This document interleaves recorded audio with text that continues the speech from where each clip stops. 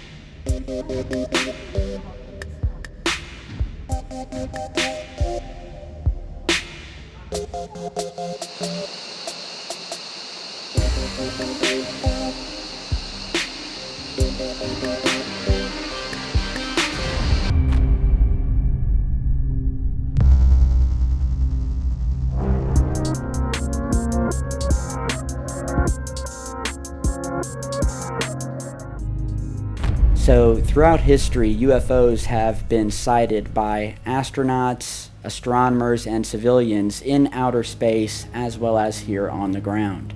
What about all the sightings that have occurred on land?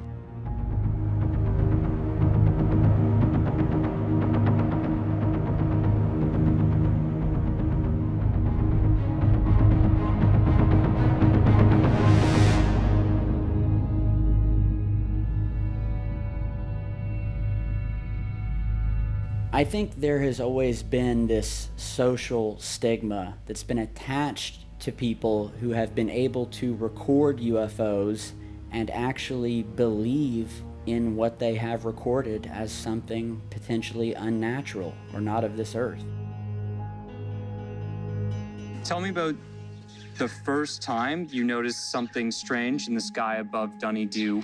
Well, I came out here in late 2012 in August, and pretty much the second night that I was staying here, I noticed a strange ball of light moving across the house in the backyard, the property behind us, and it was moving very slow over the rooftops, and it was actually illuminating the rooftops underneath it as it was moving.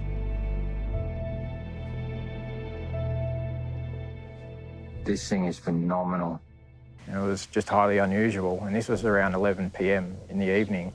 And in this town here, there's not many people are up at night. There's not many street lights. The town it prides itself on being one of the astronomy capitals of Australia because of the fact they have not much light pollution like in the city. So yeah, the second night I was here, I saw a very strange, large spherical ball, which is half the size of the house, hovering above a house, then heading north, in the direction north. It was very unusual. So, and it just continued since then, unabated, the sightings. It's been, a lot of people have seen it now. You know, up to 80 people have come up here and seen it from all around Australia, and it's just getting bigger and bigger in number, the actual eyewitnesses to what's going on. How long do you think it's going to take till people accept that these things are real? And how do you mean accept at what level of the population becomes, when it becomes a sociologically real? I don't know. When does it reach a level like that? It won't happen in Australia. That's what really scares me, because what we're interested in is technically not normal. And as Damien told you, he almost attracted a psychiatric label for filming what he's seeing. So they're implying it was a hallucination, but he's filming it. To me, you're attracting a decent case of medication if you think I can film my hallucination. But a doctor can suggest that with a straight face. That to me is really scary. Because this is an aberrant belief system. We're on the fringe of society. This is an outlier belief system. This is insane what we're talking about. But tell me, what is sane? Well, sane is being a robot, taking your brain out and just going to work and doing, and never thinking outside the box. That's how they classify sanity. Never actually think. But none of us are running around like headless chooks. We're all holding down jobs and mortgages and blah, blah, blah. So we're not completely nuts.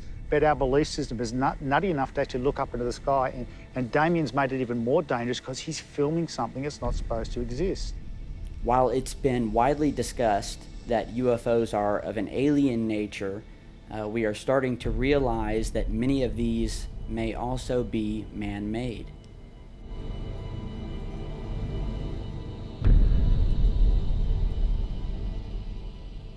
What is secret space theory, and what are your findings on the topic?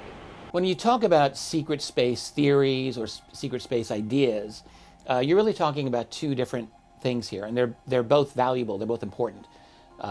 But we're really talking about conventional secret space operations and unconventional secret space operations. So let's the conventional first. Look at it from a military point of view, and that particularly of the United States military, which looks at space as a necessary theater of operation, a necessary platform that must be dominated by them. If they're going to dominate any theaters of operation on the surface of Earth, they must control space. It's absolutely essential. All those smart bombs, smart missiles, weapon systems that are highly technological rely on satellite information being fed to them, providing them with all kinds of data, maps and telemetry information and so forth. And so you must have dominance in space if you're going to have dominance on the surface of this planet. Every military power on this globe knows this fact. I think it's important to have serious historians like Richard Dolan who can really look into the UFO phenomena and the history behind it. And we're going to look into some of that history today. The YB-49 was the first vector-shaped, jet engine-equipped aircraft to successfully fly our airspace in 1947. Called YB-49, the huge 100-ton dreadnought packs 32,000 horsepower in its 8 jet engines. At the controls during the initial flight are veteran test pilot Max Stanley, center, and crew of 2. Theirs is a big job, and like a giant boomerang, the mammoth craft picks up speed.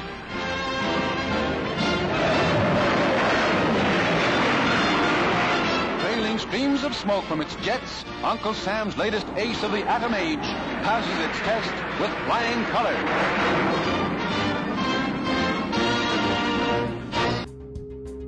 The YB-49. It was a successor to the YB-35, which used propellers to navigate the skies, and a precursor to the B-2 stealth bomber.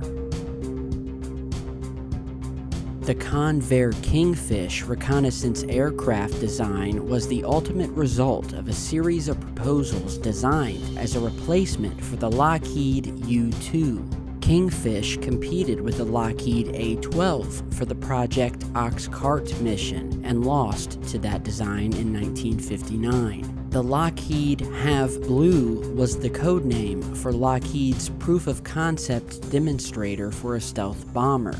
HAV Blue was designed by Lockheed's Skunk Works division and tested at Groom Lake, Nevada. The HAV Blue was the first fixed-wing aircraft whose external shape was defined by radar engineering rather than by aerospace engineering. The aircraft's faceted shape was designed to deflect electromagnetic waves in directions other than that of the originating radar emitter, greatly reducing its radar cross-section, keeping it secret in space, a precursor design to the F-117. Over the years, as the United States' technological progress advanced, so too did their military arsenal. This arsenal has been tested in the field of battle, like the Vietnam War, and of course in the Middle East from the 80s up until recently.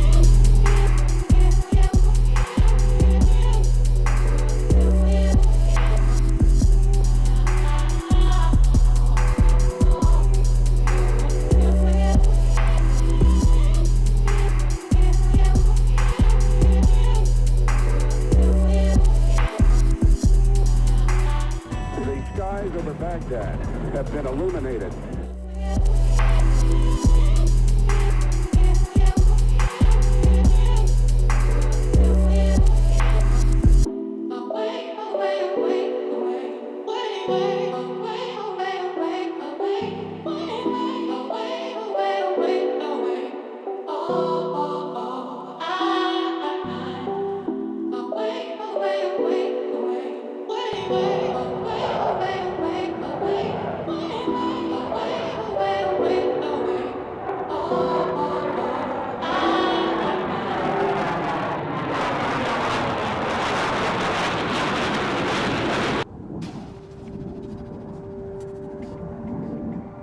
Not every citizen of the public is exposed to the modernization of our military craft, but there are those who have worked inside our military who have watched firsthand the development of incredible secret aerospace technologies evolve over time. One such individual who has firsthand witnessed the feats of our own technology is a man by the name of Jim Goodall, former Air Force man, spooky airplane researcher, and friend of former director of Lockheed Skunk Works, Ben Rich. Jim is an extremely experienced individual when it comes to the hidden history of secret aircraft. He blew the lid on Area 51, and as a photographer, he's uncovered the hidden history of test aircraft before they were public knowledge. This is the shape of the F-117. It's an arrowhead. I don't know if it's being lit up or whatever. And this was given to me by a F-117 crew chief. This is the actual RAM, radar absorbing material, used on the F-117. I said, can I go to jail for that? And they said, no, the technology's changed so much. You know, this is 40 years old. It's old technology. And that's the other thing you got to take in consideration when you see programs that are being declassified or talked about. They're talking about stuff that may have flown and program came to an end, all the tooling destroyed 20 or 30 years ago, and we're just finding out about it today. I'm a historian. That's probably why I do what I do. I'm a historian. I'm an aviation historian. I'm a military historian. And I figure as an American taxpayer, you're spending my money on our defense, which is the proper thing to do. But I should have, if I ask a question of my government, I expect an honest answer. I don't expect to get a runaround. If it's not classified, or if the part I'm asking about is not classified, then damn it, I expect an answer. I don't expect a runaround. I worked on the A-12 early in the program, which is the predecessor to the SR-71. It's the single place CIA funded and operated Blackbird. They were flight tested and based out of Area 51, but they were operationally, they flew out of Kadena Air Base, Okinawa. That's the same place the SR-71s operated after the A-12s were replaced by the SR. I worked in nav systems, but primarily telemetry.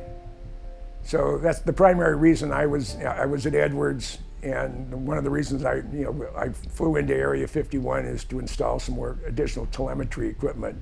The stuff I was working on wasn't classified. The programs that were monitoring were. That would be flight testing for the XB-70, the YC-140 one-star lifter, and of course the Blackbird.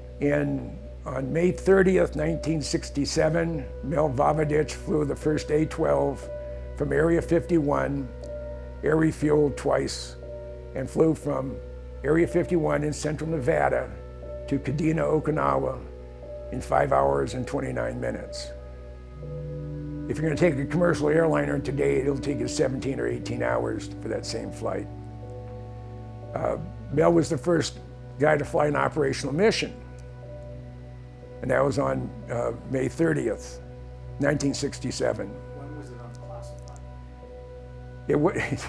The last flight was on the 21st of June, 1968, and it wasn't until the fall or early winter of 1988, 20 years after he was retired, that they admitted to the existence of the single-place CIA version of the Blackbird, referred to as the A-12.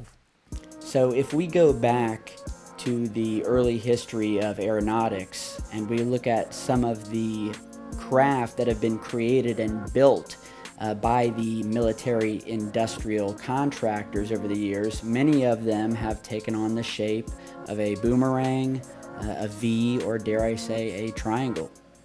You're going to have a militarization of space, and you're absolutely going to have a kind of natural escalation of weapons, like an arms race in space, and that's going to require a significant classified component of that militarized space. And so that is a secret space program, and there is no argument against this whatsoever. Like, everyone knows that this is the case. We've got the NRO, the National Reconnaissance Office, for example, which has been operational since 1960, and they have had a significant presence in space that's almost completely, not almost, is completely classified.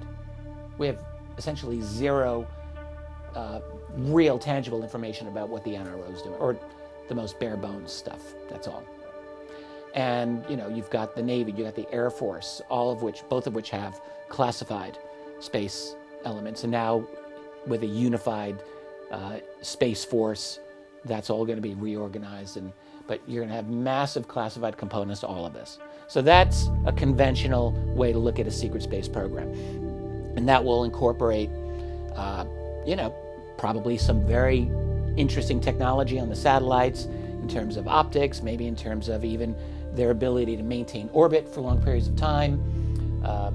You've got the X-37B, which is a kind of a militarized version of a space shuttle, and all of those missions are highly classified. We know a little bit about what the X-37B is capable of, but we don't really know what the missions are. We're not really informed of that. So there's a lot of elements of a secret space program that are no great shakes, at least they're not going to transform our worldview. But then there's the other element of a secret space program that people often really want to know about, it, which involves, let us say, unconventional and unacknowledged activities and science that are not supposed to exist, and that involve what we would call UFOs. All right, so that's where it gets a little more interesting, perhaps.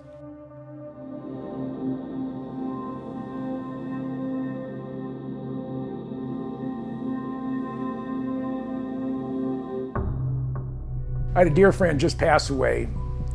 He is a retired SR-71 pilot named Dave Fruhoff. And Dave retired as lieutenant colonel. I'm talking with Dave, and I said, Dave, do you believe in UFOs? He said, absolutely, positively, they do exist. He said, I was flying a night training mission in an SR-71 out of Kadena, Okinawa. I was in the far western Pacific. We were at 78,000 feet, 77,000 feet at Mach 2.7. We're going straight. It's 11 o'clock at night. And we're sort of heading our way back towards Kadena. It was a 3/4 moon. And all of a sudden, Dave said he got a glint of something metallic 5 or 6 miles off to his right, and maybe 4,000 or 5,000 feet above him. So he contacts Kadena on secure voice. Said, "Do we have another bird up?" He said, "You'd know if we did. You were at the briefing. No, you're the only one up there." He said, "No, I'm not." So I'm gonna go take a closer look. His backseater said, "Hey, Dave, we have company." He said, "Yeah, I'm gonna go see who it is." So he advances the throttles, about a 10-degree bank, and he's climbing and he's heading towards this object. He's still getting glints off of edges. It's not circular shaped, it has sharp edges, and he's getting glints, and it's metallic, or it's shiny. He figured when he was about a mile or two away from this object, and still a couple thousand feet below it accelerated at about a 30-degree angle of attack and left him in the dust. About 85,000 feet to 180,000 feet. I mean, boom. I mean, it was like he was heading in the opposite direction. He figured it was going at least 8,000 to 10,000 miles an hour. In 1978, cosmonaut Pavel Popovich claimed he saw a sparkling white object in the shape of an equilateral triangle flying at about 10,000 meters above Earth. I think it's amazing the way that NASA and other aeronautics industries have been able to hide this strange alien or UFO phenomenon from the general public for so many years.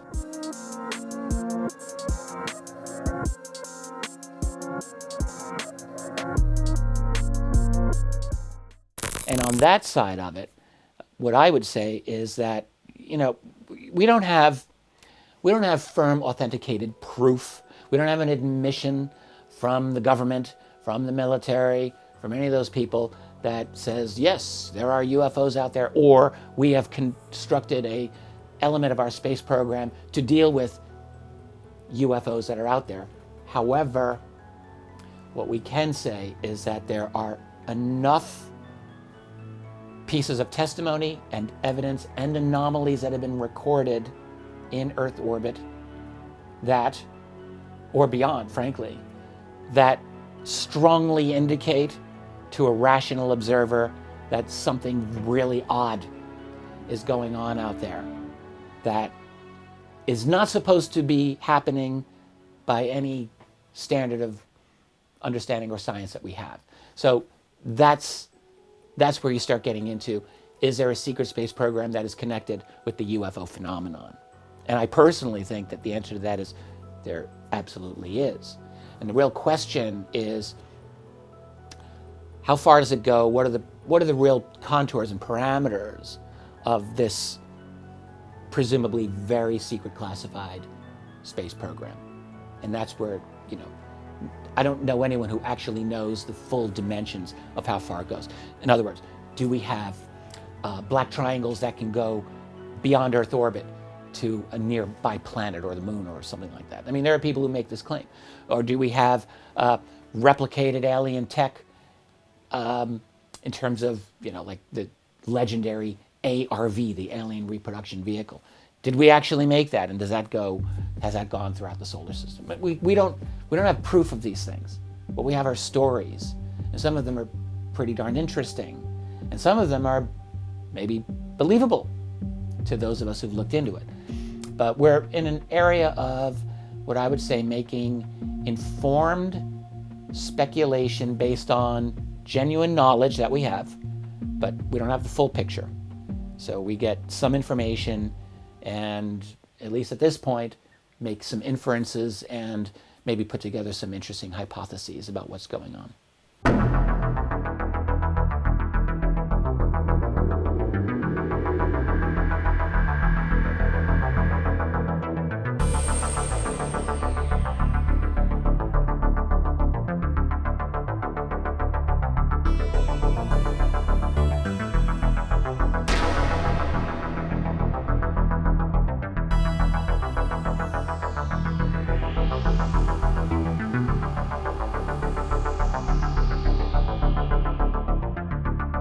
as you watch, notice all of the different signs of triangular or Tr3b-like objects in all of the mission patches and NASA imagery. NASA's meatball insignia is far from the only example of official space program symbology that blatantly engages in this kind of vector worship. This is NASA's official seal, which was also designed back in the late 1950s at the same time as the meatball insignia. Created for what NASA describes as usage in more formal settings, note how the layout of the official seal also allows the vector symbol to feature prominently.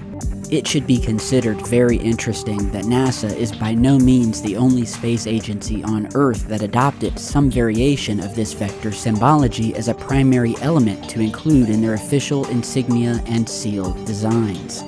These are the official insignias for Roscosmos, Russia's new federal space agency established in 1992. The overt inclusion of the vector symbology is rather obvious here. Likewise, in the case with the official logo for StarSim, the joint Russian-European organization that, since 1996, has run the ultra-dependable Soyuz rocket program.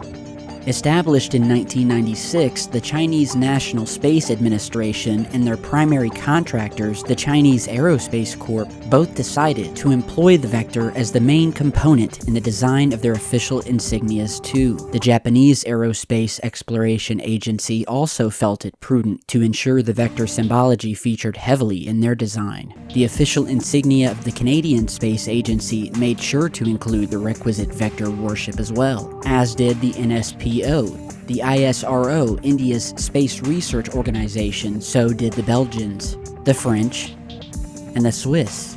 South Korea could not avoid including a variation of the vector either, and neither could the new UK Space Agency, German Aerospace, Turkey, Malaysia, Ecuadorian Civilian Space Agency, Iran, Saudi Arabia, Indonesia, and even Bulgaria. All those space agencies from around the globe decided to include some variation of this particular symbology in their official insignias. And paying homage to an old American hypersonic wing design from the late 1950s is absolutely not the reason this global vector veneration exists. Are you starting to see the pattern?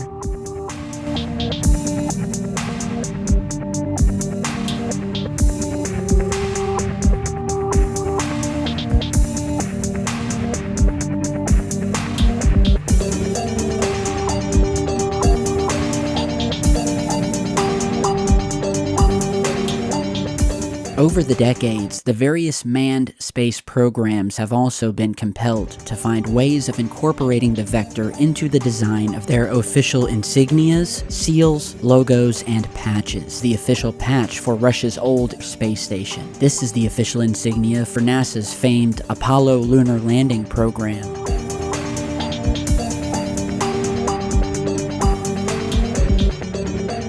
For example, the official insignia of NASA's STS space shuttle program is comprised of more than one representation of subtle vector symbology.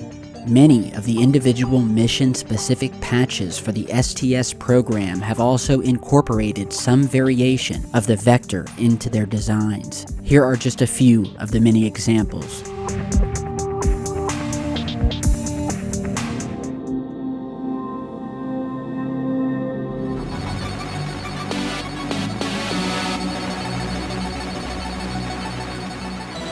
Since 2000, the various long-duration expeditions to the International Space Station have also not been able to avoid the use of the vector symbol in their official mission insignias. Sometimes the symbology is displayed quite overtly, and sometimes it is buried in design subtly. See how the shape of the book's open pages, as well as the rays of the sun, both create and disguise the vectors? Nonetheless, whether sweeping or straight-edged, blatant or subtle, this V or inverted V symbology, in some shape or form, is there.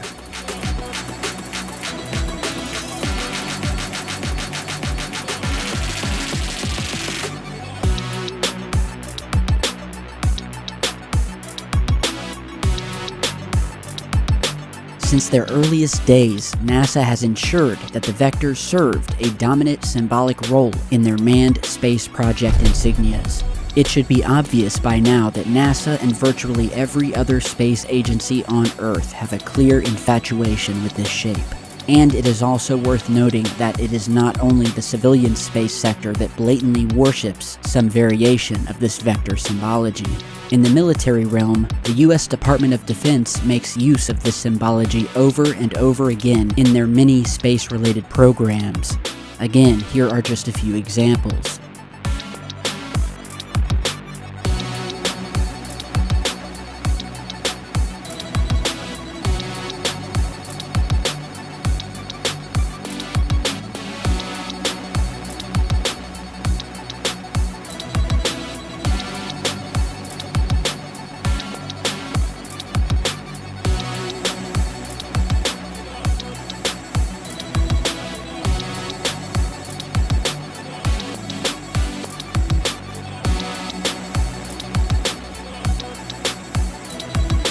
Notice the strange and mysterious vector-shaped UFO reflected in the astronaut's visor.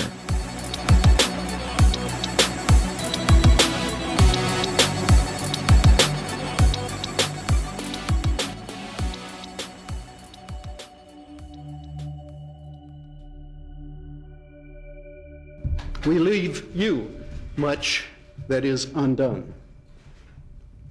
There are great ideas undiscovered, breakthroughs available to those who can remove one of truth's protective layers. My name is Alara. I kind of woke up to the ET presence, and I would say got activated in late 2017 when I had a close encounter with a spacecraft that was about 50 feet in front of me, that decloaked in front of me. After that happened to me, I started going to UFO events and conferences and so forth, trying to seek out other experiencers and begin to get some understanding of what happened to me and what the truth was about this planet, what was going on here. So in 2019, I went to Contact in the Desert in Indian Wells, California. And when I was at that event, I decided to go to the CE5. I think it was on a Friday night. I went to that CE5 event, and a lot of kind of unusual things happened that night that I was not expecting to happen. During that CE5 event, I did see a couple of ships phase in and phase out in the distance, lots of like activity like that. But what was very interesting was that there was a very heavy military presence there throughout the entire evening. And I kind of was puzzled as to why, because I didn't see that much activity to justify that kind of military presence. There was one really unusual event that happened that night while I was at that CE5. There was these two, I don't know how to describe them, except they looked like butterflies that were on fire. They were very unusual. And I've never seen or experienced anything like this. They sort of phased in and phased out probably 3 times. And when they phased in, they would dance, and they had the whole crowd in awe. The crowd was just tripping on these butterfly UFOs, and they were dancing, and then they would phase out. Anyway, it was a pretty intense experience. And at one point, I kind of felt a lot of different energies over that field. I sensed what I believe were cloaked ships above that field, but I didn't see anything like that. So I ended up leaving the event. I think it was around 11 o'clock at night. I left by myself, got in my car. I was staying at a hotel about 2 miles away that night. When I was driving to the hotel, I noticed this really bright white light in the rearview mirror. So I was about a mile away from the hotel at the time. I drove to the hotel parking lot. I parked my car and I got out my phone and I started taping this white light. And it was a ship, and it was sitting above that field at the CE5 that I just left, where there was nothing going on. I remember thinking, I wonder if anybody at the field can see what I'm taping right now, because it was really bright and it was very significant. So I was taping that for about 30-35 minutes. It was there for quite a while, just sitting above that field.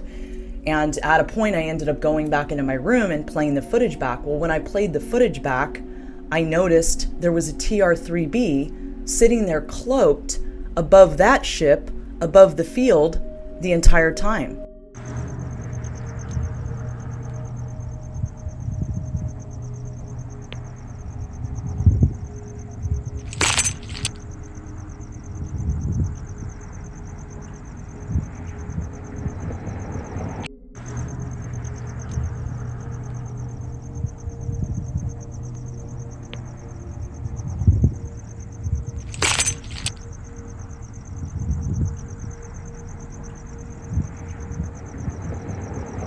And that kind of blew my mind, actually. What I thought was really significant about that was, number one, that my phone picked this up, but I didn't see it with my naked eye. I thought that was interesting. I also thought it was interesting that here, if you really look closely at the footage, it looks like there's more than one, although one stands out far more than the other. So I thought it was significant also that there was a Tr3b craft, whether there was one or two, sitting above the field of a CE5 event at a major UFO conference. I thought that's kind of spoke volumes about what's going on here. And so if you ask me, I think that we've back engineered alien technology. I think our secret space programs have really super advanced stuff that they back engineered. And I think they're hiding it from the population. And I think they're able to do this because all of these craft can cloak to our naked eye. Also, it occurred to me later that those two butterfly UFOs that were on fire, that perhaps those, that I was right about my intuitive hit on those, and maybe those were a projection coming from one of those cloaked ships above the field.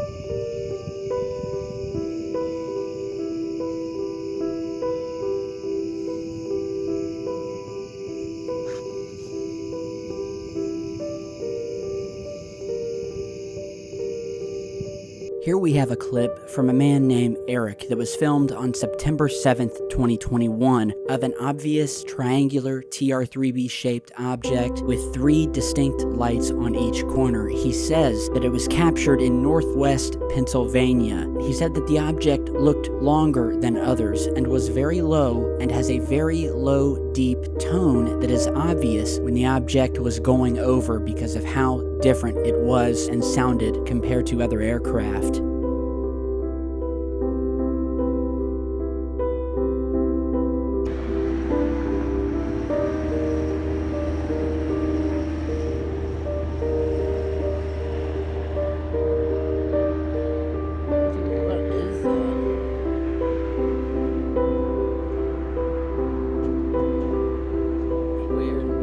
Here we have an almost identical object to the clip that you just saw, with white glowing lights on each corner forming a triangle that seems to be moving steadily and silently as it passes above and finally fades off into the darkness. The man who recorded this, Joe Wall from New Hampshire, said, quote, "I made a little compilation where the original video plays first, then with it zoomed in and slowed. I thought it was pretty insane. That whole town kept losing power that night as well. It would go off and back on. Couldn't even use my debit card at the gas station. I stayed at a hotel right there."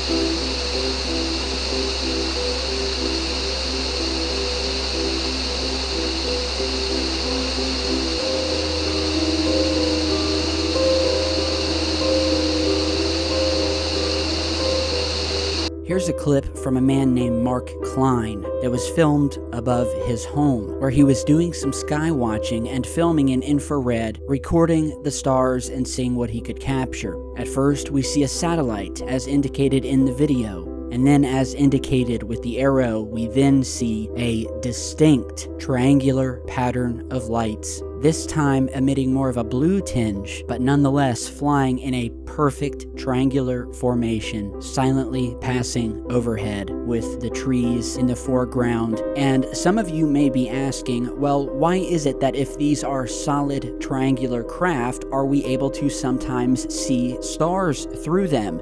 one of the main theories regarding some of the technology used within these vehicles is a cloaking ability that essentially puts a mirrored image around the object of everything that is surrounding it, hence giving you a view as if you are looking straight through the object.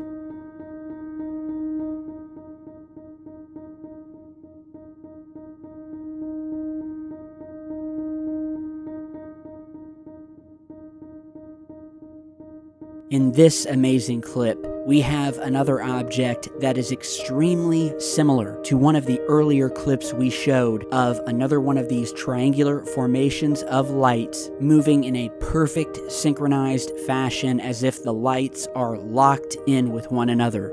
The man who captured this, Michael Serrata, said, quote, "I captured footage of a huge triangle formation or possibly a single object 2 months ago. I have since filmed other triangular UFOs similar to this object, but are different triangle-shaped formations." And as the clip starts, we see a few objects moving through space, and we can see laser pointers being used to attract the attention of whatever these unknown objects are. And so as they were focusing their laser pointer on the one object towards the center of the screen, they completely miss what comes next, what appears to be nearly identical to the earlier clip where we have this time 3 fiery red glowing lights to the right of the screen, moving upwards to the northwest, where you can almost make out the angle of the way the object is being viewed by the distance and the way the lights look, from the brightest light being closest to the camera and the furthest and smallest light a little more hard to see in the background, as if the object is tilted. Here you're seeing an enhanced version of the formation of fiery red lights that once again could be a formation or could simply be a solid craft using some sort of cloaking technology.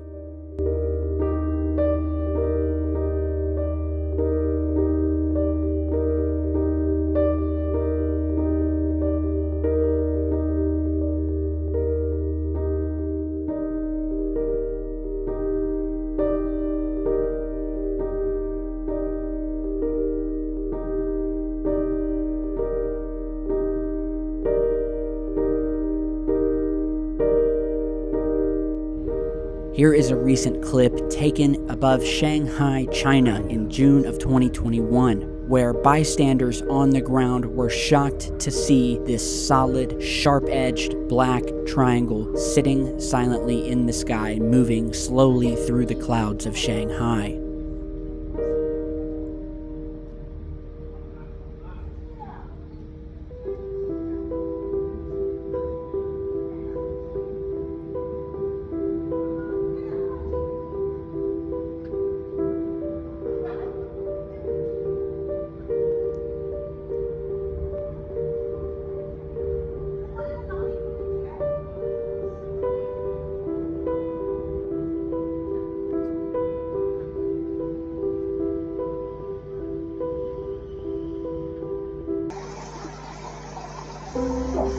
Now,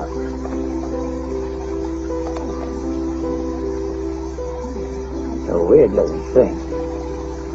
Looks like a stingray type thing.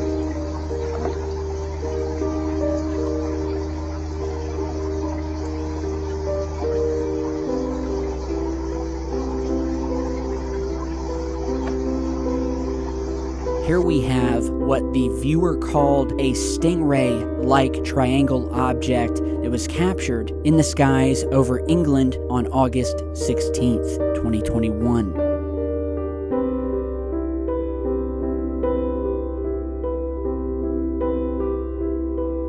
In 2004, the United States Navy applied for a patent to produce a triangular craft that looks a lot like the Tr3b, and its propulsion system could be something completely different than what the original Tr3b supposedly operated on.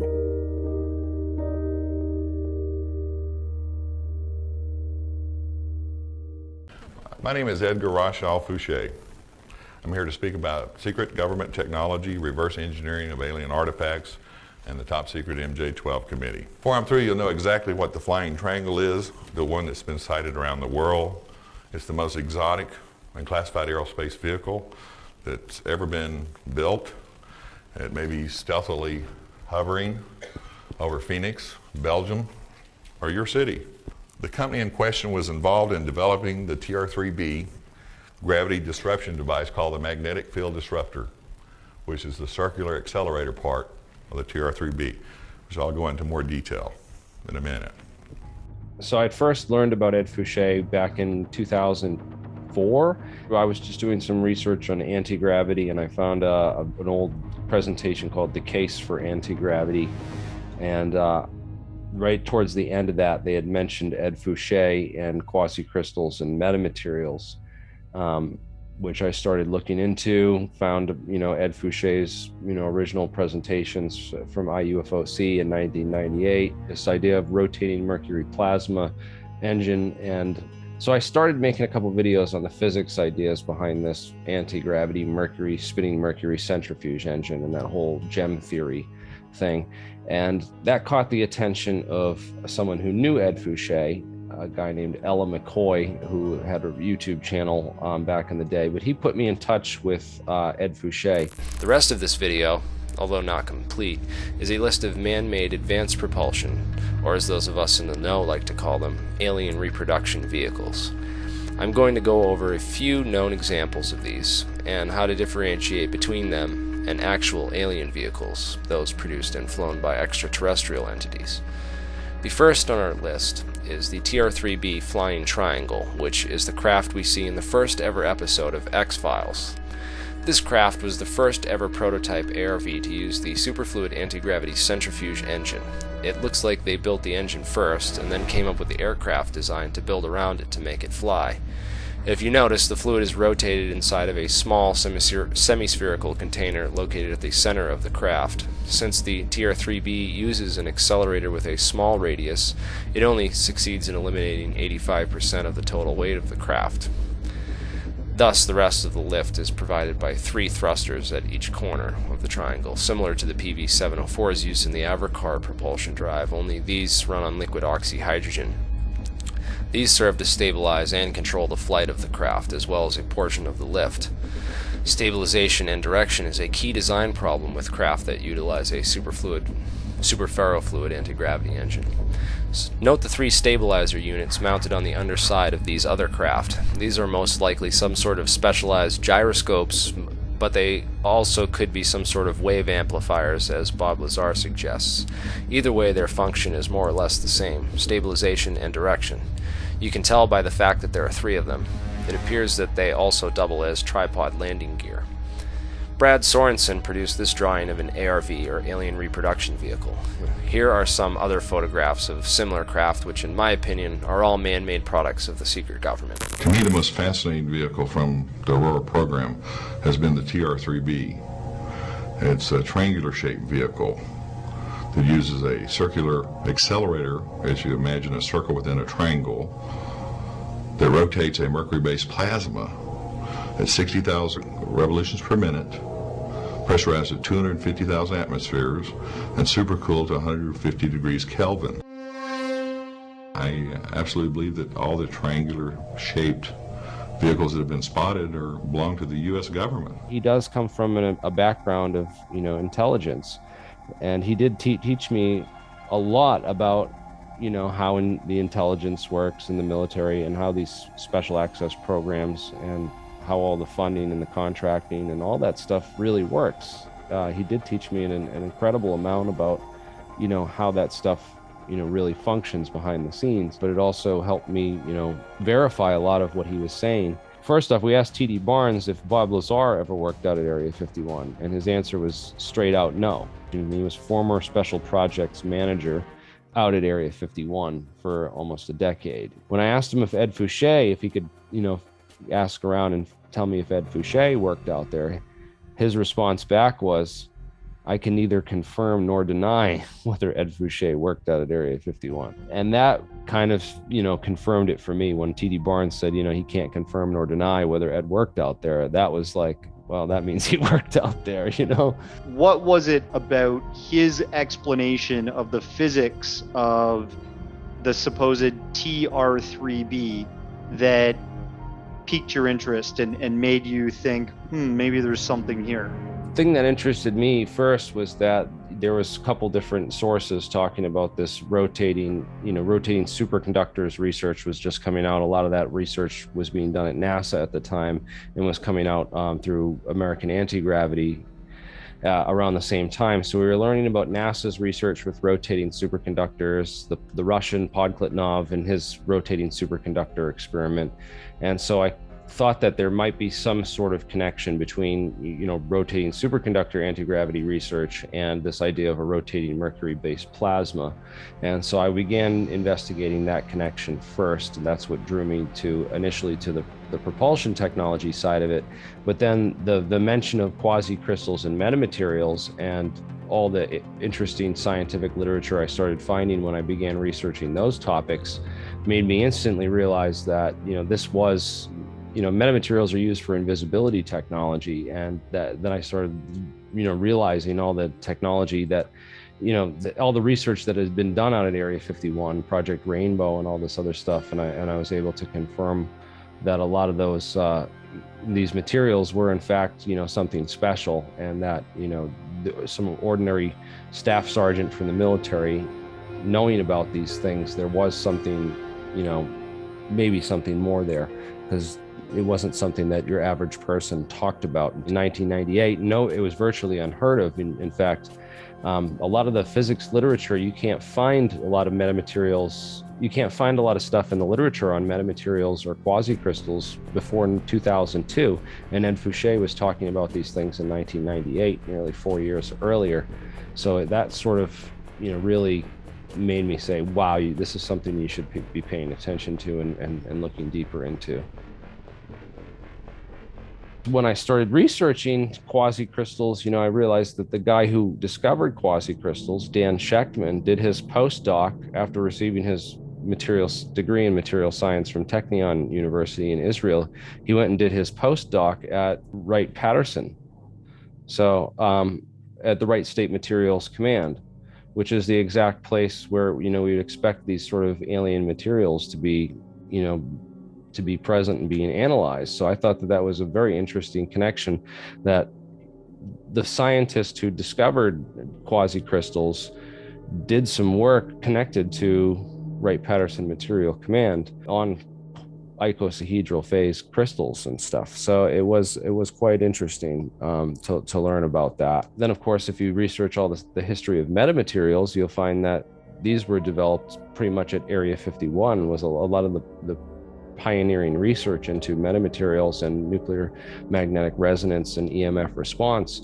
Those technologies were pioneered at Area 51. Again, metamaterial is an interesting word. It's basically a metamaterial, for the layman, is a material that gains its resonant or response properties through its structure, not through its composition or what it's made of, but by just the natural structuring of the actual material.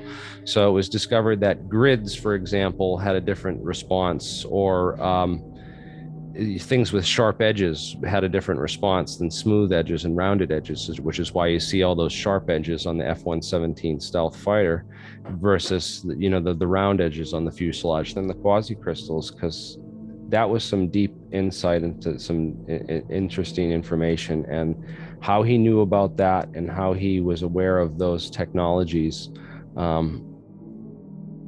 I'm still trying to figure that out. And I think it might have been, he might have knew Hal Puthoff and might have gotten the information through Hal Puthoff. That was one contact I know that he had, because he talked about Hal Puthoff, and actually had his email and put me in touch with Hal Puthoff years ago at one point.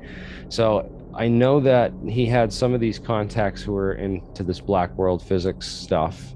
So a quasi-crystal is a aperiodic crystal. It has a different phase. It has recurring symmetries, but it doesn't have innate symmetry at the basic level. It has a more complex symmetry shape. So were originally thought not to exist. In fact, one of the most famous scientists of the day, Linus Pauling, once famously claimed there's no such thing as quasi-crystals, only quasi-scientists, making a direct, jab at Daniel Schechtman, who's of course the scientist that made this discovery and won the Nobel Prize for the discovery of quasi-crystals. Also, quasi-crystals have very amazing optical properties, which is one of the main things that I took note of and started researching when I first found out about them. For instance, researcher from Princeton, New Jersey, Eric Quinones, showed that you could bend fiber optic signals at 90-degree angles without losing signal quality. So basically, you can build photonic computers out of quasi-crystals and metamaterials, and build waveguides that would use light in and photonics in a type of advanced circuitry. So that was what I first saw and started learning about when I first researched these things back in 2004. And I immediately, realized that, we're dealing with something very close to alien technology, or what I would believe alien technology would look like, describe as we think of it, engineered down to the atomic level. A rotating, a pulsating red light in the middle. We also talk about an object that had a vertical development. Those who could see it from the side saw a dome on the top of it. And in this dome, there were windows. In my opinion, it didn't have any influence at all on all the witness reports which were done before. So it has no influence, in fact, on the Belgian wave. But it's very unfortunate that we have shown this photograph as being the brand of the Belgian wave, as being the object that has been operating above Belgium. So what kind of aircraft were being developed in the late 1980s that could explain that Belgian wave of UFO sightings? Because I've had a number of people that have watched my videos on the Tr3b and came and said, listen, I had a sighting, I saw this craft, and there's nothing else that looks like it except this Tr3b thing that you're talking about. Nothing else that can describe accurately what I saw. So there is a lot of research that's being done in ufology into what kind of craft were being developed during that time, and could they explain this, or was it, a wave of visitors from outer space that were responsible? What are the origins of that craft and that people were seeing in those sightings? So we did look back to, Northrop Grumman and that 1991 Popular Mechanics article on the Tr3a, because we have a Tr3a. It's apparently there's blueprints on it. There's a contractor, Northrop Grumman, that developed the Tr3a. So that led us to thinking, oh, well, Tr3b's got to be another Northrop Grumman craft, because, it's just one letter off. But then I talked to Ed Fouché, and he said, no, he didn't think that Northrop Grumman was the contractor, that they had used the Tr3a and changed the letter to make it, similar, so that it would throw people off as a, another layer here of secrecy to throw people off. So it's hard to say. We have never found, at blueprints or, a contractor or anyone come forward that said they've worked on these massive space platforms. That apparently these platforms were developed for a secret space program, specifically as, transport vehicles to shuttle, men and cargo to and from space, to secret space platforms and locations. Of course, again, the evidence for this is where we're lacking. We're lacking as a definitive proof to show that, this is what's really going on. But these are some of the stories that, have come out of this. So typically aircraft lettering is, the letter stands for what its purpose is. Like F is for fighter, B is bomber, so TR, tactical reconnaissance, would follow that, nomenclature, certainly. But again, this is where Ed Fouché says that we step outside the normal zone and into the twilight zone, and things are a little different in the black world. But again, this this speculation is just speculation because we don't have a military classification. We know that, physicists were working on nuclear-powered aircraft as early as the 1960s. In fact, Stanton Friedman apparently worked on some of these, nuclear-powered aircraft as well. Famous UFO researcher Stanton Friedman, which I thought was interesting. And I sent you that info on that other nuclear-powered aircraft that they were thinking about and conceptualizing back in the 70s. But of course, treaties outlawed the use of nuclear weapons in space and on airplanes. So, if research continued with nuclear-powered aircraft, it would have had to be done in the complete black world, where it would never, see the light of day, because that, of course, would violate international treaties. And, so the Tr3b is basically like an illegal craft, and if it does exist or ever did exist, then chances of it being declassified are almost zero, because it violates international treaties for nukes and airplanes. So it's kind of like this dilemma craft. It's not like the SR-71 or the A-12 or the F-117, where after a couple of years of being out there, it's going to turn from a black world craft to where they have to admit to it and show it off. I don't think we're ever going to get that day where they roll one of these Tr3bs out of the hangar and show it off to the public. I don't think that would ever happen, even if it were the case.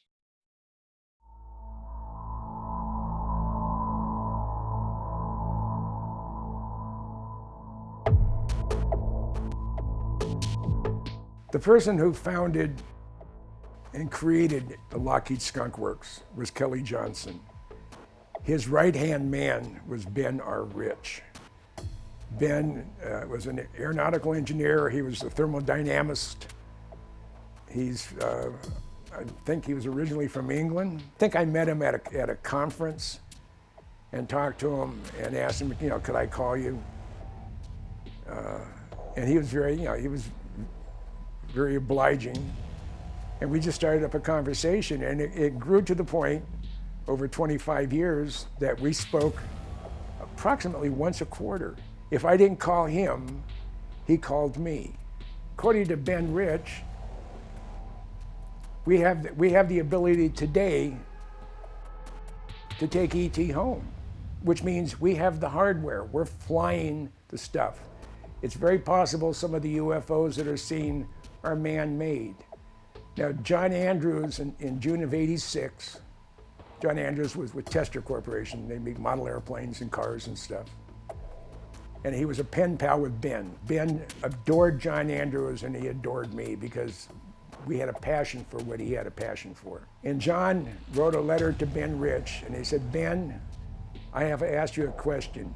Do you believe in UFOs? Now, there are two categories, both man-made and extraterrestrial. And Ben came back on his own letterhead as president of the Lockheed Skunk Works. He said, both Kelly and I are firm believers in both categories. We refer to ours as unfunded opportunities, and he underlines the U, the F, and the O.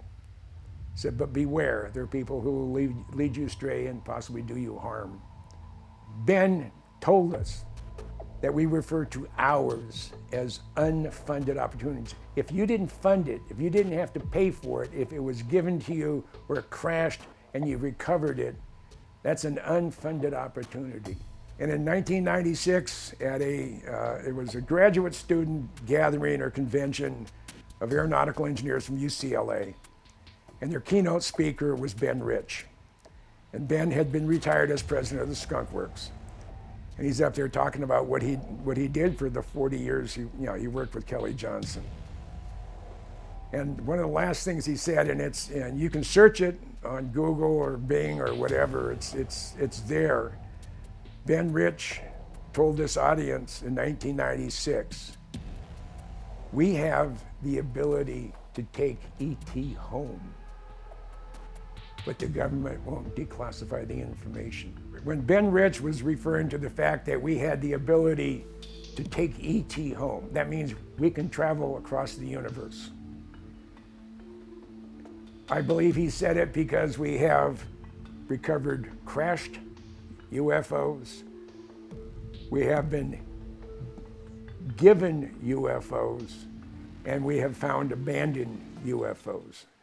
Now, one question has been raised repeatedly when you talk about issues about disclosure, right? UFO disclosure. And there's a very significant argument that the admission of something else out there can easily be used, let's say, by the military to justify, further ballooning of the already massive military budget. And you hear this a lot, and some people will talk about this in a totally pejorative way. They'll say, well, they're creating an alien threat where there isn't one, just to scare the public and justify all of this extra money being spent to either take your rights away or to just spend a lot of money on military.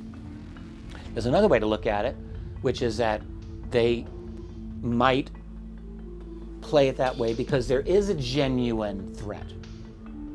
Like a lot of the folks who complain about the possibility of like a false flag or some kind of deception about an alien threat, they're working off the assumption that the aliens are definitely not a threat or are definitely beneficial. And where I stand on that is I think that's never been a rock solid assumption. There are people who believe that. I've just never been fully persuaded by the evidence that that's true. My own opinion is that, at least based on the behaviors that we have recorded, okay, is that I actually think that there are multiple groups and there's more than one.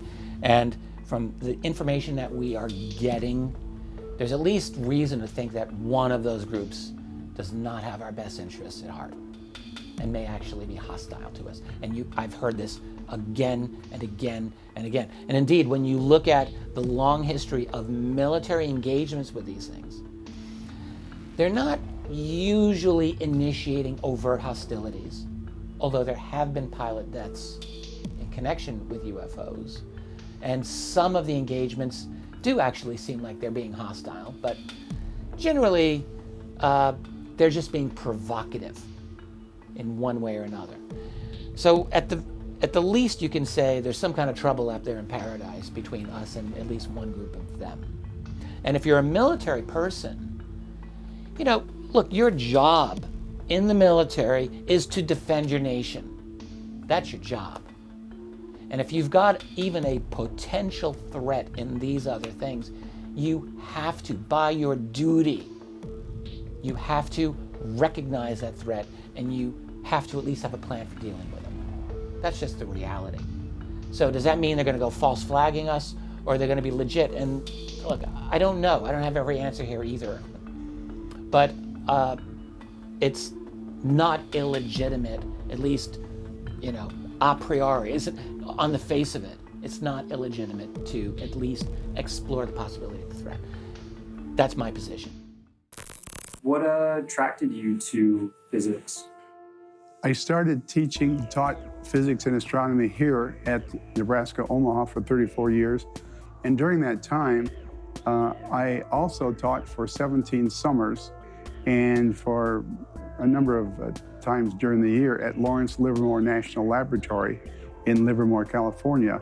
I had a security clearance and I studied the effects of nuclear weapons. I studied electromagnetic theory and nuclear theory, a bunch of different things, and atmospheric physics. And I did that for 17 summers, and that was a big part of my research. I also got a grant to work for NASA. STS-48, September 13th, 1991. It appears there is something coming from the Earth's surface in response to an object entering the atmosphere. Soon after this footage was shot, Dr. Kasher wrote a full scientific analysis of the event. He submitted his findings to NASA and the public. I don't know what this thing is, but it's really a very interesting object too. Water dump attitude will take about 15 minutes, and in order to start the dump on time, we'd like for you to do that maneuver now. We need it to prevent contamination. Okay, I understand you want us to start the supply water. Depending on how far away from the shuttle they were, was an extraordinary thing, to the extent that if they were 10 miles or farther from the shuttle, they behaved in ways that were vastly beyond anything that we can do on the Earth. 4 NASA employees were given this to offer their opinion. They just watched the video. They did no analysis of it. And what they came up with was reasonable, that it had to be ice particles, and that's as far as they took it.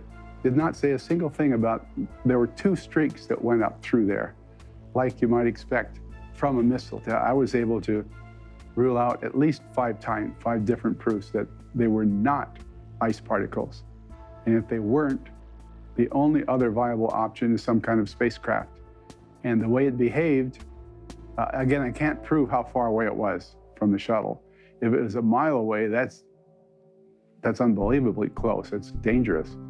If it's 10 miles away, it accelerated in a fashion that was beyond anything that humans could stand. 100 Gs it would be, which would destroy a human being. And then if you start going out beyond 10 miles, then we're talking about quantum leaps in technology beyond what we have. And so, to me, the logical conclusion is that these were spacecraft from somewhere else out in space away from the shuttle. And it's hard to explain those 2 streaks that went through there unless it is in terms of, one good explanation might be that they were missiles, that we might be firing at them, and that's a scary thing too. Dr. Jack Kasher is another perfect example of a NASA employee blowing the whistle on UFOs. As we continue into modern space exploration, NASA became more sophisticated in their approach at hiding what they were recording above and beyond. Houston, this is Discovery. We still have the alien spacecraft under approach. We have an unidentified flying object.